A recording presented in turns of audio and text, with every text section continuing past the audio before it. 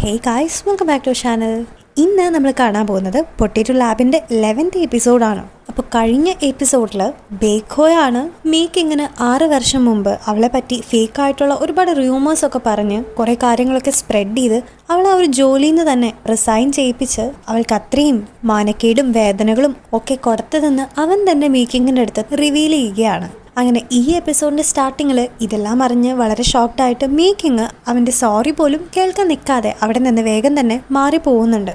അങ്ങനെ അത്രയും സ്വീറ്റായിട്ട് ഇടുന്ന അവരുടെ ഒരു റൊമാൻറ്റിക് റിലേഷൻഷിപ്പ് അവിടെ വെച്ച് തീരാണ്. മാത്രമല്ല അവളുടെ റൂമിൽ അവൻ്റേതായിട്ടുള്ള എല്ലാ മെമ്മറീസും അവൾ നശിപ്പിച്ച് കളയുന്നുമുണ്ട്. പക്ഷെ വീണ്ടും വീണ്ടും അവനുമായിട്ട് അവൾ സ്പെൻഡ് ചെയ്ത ഓരോ സമയം അവൾ ആലോചിക്കുമ്പോൾ അവളത് കൂടുതൽ ഹാർട്ട് ബ്രേക്കിംഗ് ആക്കിക്കൊണ്ടിരിക്കുകയാണ്. കാരണം അത്രമാത്രം പരസ്പരം അവർക്ക് രണ്ടുപേർക്കും അങ്ങോട്ടും ഇങ്ങോട്ടും ഇഷ്ടമാണ്. പക്ഷെ മീക്കിങ്ങിൻ്റെ അടുത്ത് ബേക്കോ ചെയ്തത് ഒരിക്കലും ശരിയായിട്ടുള്ള ഒരു കാര്യമല്ല. അങ്ങനെ പിറ്റേ ദിവസം രാവിലെ തന്നെ ഓഫീസിൽ വെച്ച് അവർ രണ്ടുപേരും കാണുന്നുണ്ടെങ്കിലും അവർ പരസ്പരം അങ്ങോട്ടും ഇങ്ങോട്ടൊന്നും മൈൻഡ് ആക്കുന്നുണ്ടായിരുന്നില്ല. അങ്ങനെ ഏറ്റവും അവസാനം സഹിക്കെട്ട് ബേക്കോ വന്ന് മീക്കിങ്ങിൻ്റെ കയ്യിൽ പിടിക്കുന്നുണ്ടെങ്കിലും പിന്നീട് വേറെന്തോ ആലോചിച്ച് അവൻ കൈയെടുക്കുമ്പോൾ അവിടെ നിന്ന് മീക്കിങ് ഒന്നും തന്നെ പറയാതെ പോകുന്നുണ്ട്. അങ്ങനെ ഓഫീസിലെത്തിയിട്ടുള്ള മീക്കിങ്ങിനെ അവരുടെ ചീഫ് പുറത്തേക്ക് വിളിച്ചിട്ട് അയാളുടെ ഒരു ഫ്രണ്ട് വിയറ്റ്നാമിൽ പൊട്ടറ്റോ ലാബിൽ ഒരു വേക്കൻസി വന്നിട്ട് ജോലിക്ക് പോകുന്നുണ്ടെന്നും അവൾക്ക് അതിന് താല്പര്യം ഉണ്ടെങ്കിൽ അവൾക്കും കൂടി ഒരു വേക്കൻസി ഒപ്പിച്ച് ഒരു ജോലി നേടി കൊടുക്കാമെന്ന് അവൻ പറയുന്നുണ്ട്. കാരണം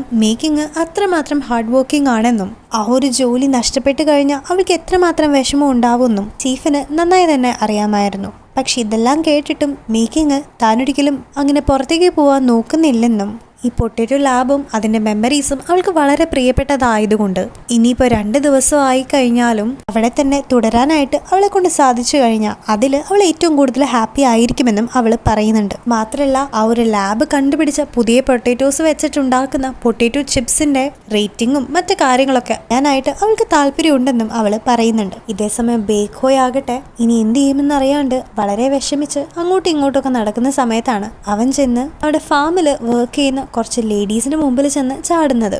അവരാകട്ടെ കാര്യങ്ങളൊക്കെ ഞാൻ അറിഞ്ഞു, ബേഖോ മീക്കിങ്ങിനെ ജോലിയിൽ നിന്നും പിരിച്ചുവിട്ടതും നിങ്ങൾ ഒഫീഷ്യലി കല്യാണം കഴിക്കാൻ പോവുകയാണ്, നിങ്ങളുടെ എൻഗേജ്മെൻ്റ് ആവാറായി എന്ന കാര്യങ്ങളൊക്കെ ഞങ്ങൾ അറിഞ്ഞു എന്നൊക്കെ അവരിങ്ങനെ പറഞ്ഞുകൊണ്ടിരിക്കുമ്പോൾ ബേഖോ എന്തൊക്കെയോ പറയാനായിട്ട് ശ്രമിക്കുന്നുണ്ടെങ്കിലും അവനെ ഒന്നും തന്നെ മിണ്ടാനായിട്ട് അനുവദിക്കുന്നുണ്ടായിരുന്നില്ല. മാത്രമല്ല അവർ വീണ്ടും വീണ്ടും മീക്കിങ്ങിൻ്റെയും ബേഖോയുടെയും കല്യാണത്തിനെ കുറിച്ചും മീക്കിങ് അത്രമാത്രം സിൻസിയർ ആയിട്ടുണ്ടായിരുന്ന ഒരു വർക്കറാണ്, എന്നിട്ടും അവൾ എന്തിനാണ് ഈ ഒരു ജോലിയിൽ നിന്ന് പിരിച്ചുവിട്ടെ, അപ്പോൾ നിങ്ങളുടെ കല്യാണം എപ്പോഴാ എന്നൊക്കെ കുറേ ക്വസ്റ്റ്യൻസ് ചോദിക്കുമ്പോൾ ഇതെല്ലാം കേട്ട് ഭ്രാന്ത് വന്നിട്ട് ബേഖോ അവർ ബ്രേക്കപ്പ് ആയെന്നും ഇനി മേലാൽ ഇതിനെപ്പറ്റി ഒരു ഡിസ്കഷൻ ഈ ഒരു ഓഫീസിൽ ഉണ്ടാവരുതെന്നും അവരോട് പറഞ്ഞിട്ട് അവിടെ നിന്ന് പോവാണ്. എന്നാൽ അവരാകട്ടെ ആ ഒരു സമയത്ത് തന്നെ അത് കൃത്യമായിട്ട് അവരുടെ ഗ്രൂപ്പുകളിലൊക്കെ ഇട്ട് ആ ഒരു ഓഫീസിലുള്ള എല്ലാവരും തന്നെ ഈ ഒരു വാർത്ത അറിയിക്കുന്നുണ്ട്. ഇതേസമയം മീക്കിങ് ആകട്ടെ അവിടുത്തെ ക്യാൻറ്റീനിൽ അവളുടെ ഫ്രണ്ട്സിൻ്റെയും കോ വർക്കേഴ്സിൻ്റെയും ഒപ്പം ഇരുന്ന് ഫുഡ് കഴിക്കുകയായിരുന്നു. എല്ലാവർക്കും ഒരു മെസ്സേജ് നോട്ടിഫിക്കേഷൻ വരുന്നതും എല്ലാവരും അപ്സെറ്റ് ആകുന്നതും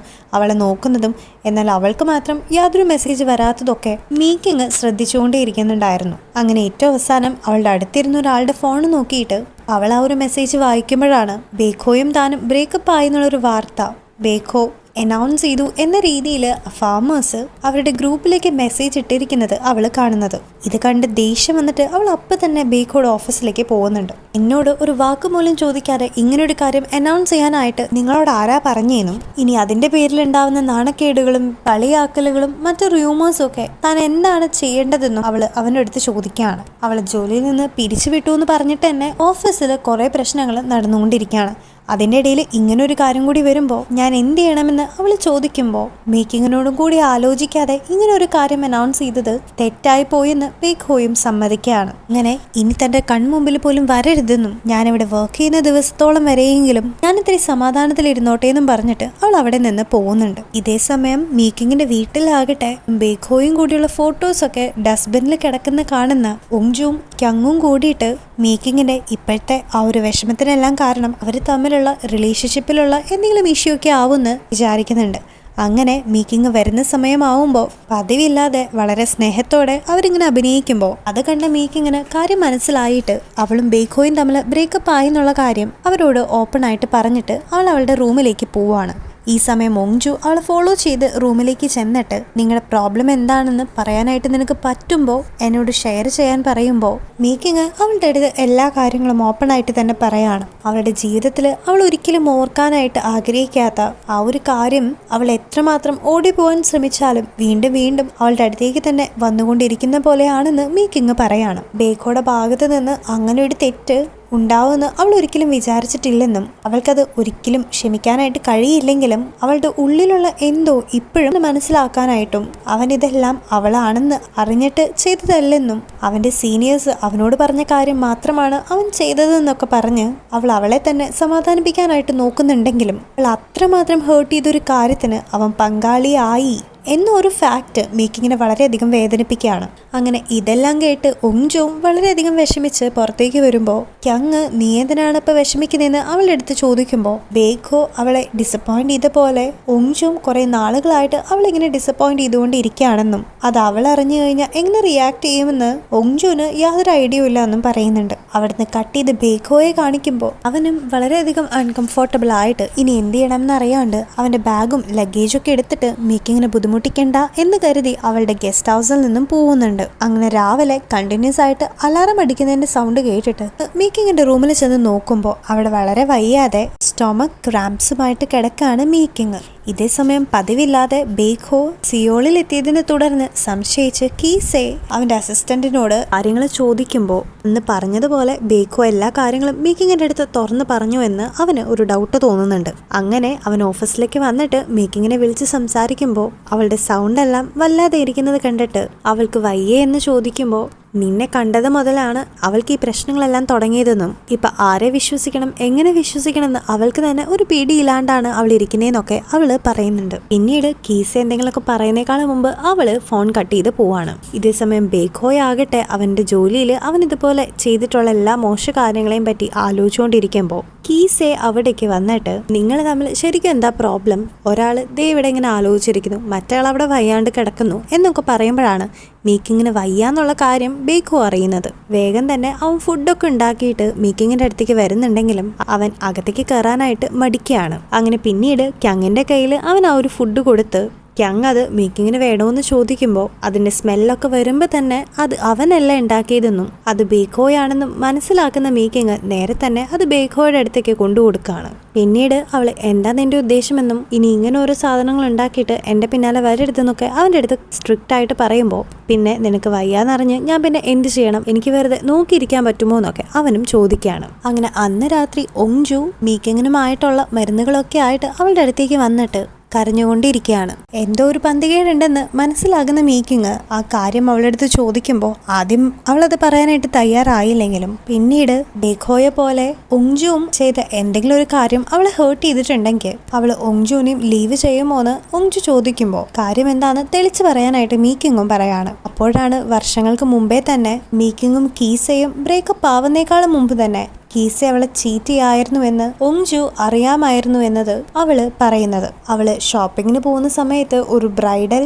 ഡ്രസ്സിൻ്റെയൊക്കെ ഒരു സെന്ററിൽ വെച്ചിട്ട് കീസയെ കണ്ടുവെന്നും അവൻ അവൻ്റെ ബ്രൈഡിനെ വെയിറ്റ് ചെയ്ത് ഇരിക്കുമായിരുന്നു എന്ന് മനസ്സിലാക്കിയിട്ട് ദേഷ്യത്തോടെ ഒങ്ജു അവനെ വിളിച്ച് സംസാരിച്ചപ്പോൾ ഈ ഒരു കാര്യം അവളായിട്ട് മീക്കിങ്ങിൻ്റെ അടുത്ത് പറയരുതെന്നും സമയമാകുമ്പോൾ അവൻ തന്നെ വേണ്ട പോലെ വേണ്ട രീതിയിൽ മീക്കിങ്ങിൻ്റെ അടുത്ത് കാര്യങ്ങളെല്ലാം അവതരിപ്പിക്കാമെന്ന് അവൻ പറഞ്ഞതായിട്ടും ഒങ്ജു ഇപ്പോൾ മീക്കിങ്ങിൻ്റെ അടുത്ത് പറയാണ്. ഓൾറെഡി മീക്കിങ്ങിൻ്റെയും കീസയുടെയും ആ ഒരു റിലേഷൻഷിപ്പിനെ പറ്റി അറിയുന്ന ഒങ്ജുവിന് എങ്ങനെയാണ് ഇത്രയും ഡിപ്രസിംഗ് ആയിട്ടൊരു കാര്യം അവളുടെ അടുത്ത് സംസാരിക്കേണ്ടതെന്നും ഇത് ഒങ്ജു ആയി പറഞ്ഞു കഴിഞ്ഞാൽ പിന്നീട് അവളുടെ ലൈഫിൽ എന്തെങ്കിലും പ്രശ്നങ്ങളൊക്കെ ഉണ്ടാവുമെന്ന് പേടിച്ചിട്ടാണ് അവൾ ഈ ഒരു സത്യം ഇങ്ങനെ അടുത്തുനിന്ന് മറച്ചു വെച്ചതെന്നും ഒങ്ജു ഇപ്പോൾ അവളുടെ അടുത്ത് പറയാണ്. മാത്രമല്ല ഇതെല്ലാം കേട്ടിട്ട് നിനക്കിപ്പോൾ എൻ്റെ അടുത്ത് വെറുപ്പാണോ എന്ന് ഒങ്ജു ചോദിക്കുമ്പോൾ എൻ്റെ ഒപ്പം ആരുമില്ലാത്ത സമയത്ത് നീ മാത്രമാണ് എൻ്റെ ഒപ്പം നിന്നതെന്നും അതുകൊണ്ട് ഇതൊന്നും നമ്മുടെ ഇടയിൽ ആ ഒരു ബോണ്ടിനെ ഒന്നും തകർക്കില്ല എന്ന് അവൾ പറയുമ്പോഴാണ് ഒങ്ജുവിന് ചെറിയ സമാധാനമൊക്കെ തോന്നുന്നതും അങ്ങനെ അവര് രണ്ടുപേരും പരസ്പരം മനസ്സിലാക്കി ഹഗ് ചെയ്യുന്നുണ്ട്. ഇതേ സമയം ബേഖോന്റെ വീട്ടിലേക്ക് ഹീജൻ കയറി വന്ന് വാശി പിടിച്ച്